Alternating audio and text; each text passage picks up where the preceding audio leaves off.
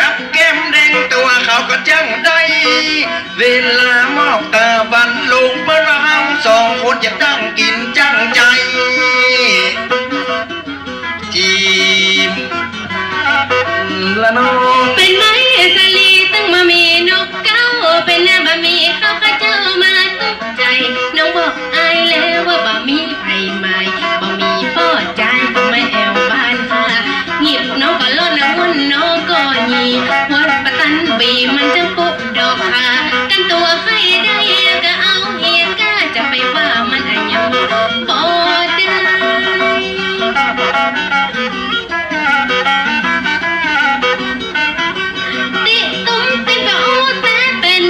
ลูกฮักอีแม่ไอ้จังจะมีคนใหม่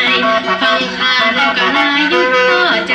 อำพรอีนายป้าก็กลัวนั่งเศร้ากลัวจะจุกบาดอกกลัวจะหยอกบาได้เหมือนฝนตกใส่สายกำเดี๋ยวก็ลูกยาว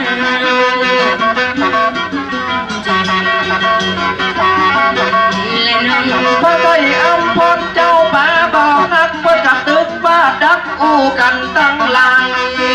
เป็นเดียวไอ้ต้องเป็นพ่อใจอีนายก้อยอูเต้เต้วันนี้ก็จะอูจัดจะพักมาถึงเวลาจะทำพ่อทำแม่ก่อนสองเอามาฮักกันแต่ว่าต้องจุกเก้าให้ก่อนถึงมาเปลี่ยนเอาไว้นี่เรียบร้อยวันนี้เรียบร้อยเนาะอีน้องเอาปอนมานุ่งสิ้นติ่มจกนุ่งเหมือนกันมดปอมาเมาะมาส่ง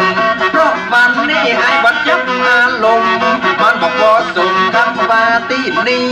ขออำพรก้อยอู้ก้อยจะถ้าเป็นผู้กาลามันฝืนใจแบบนี้จิม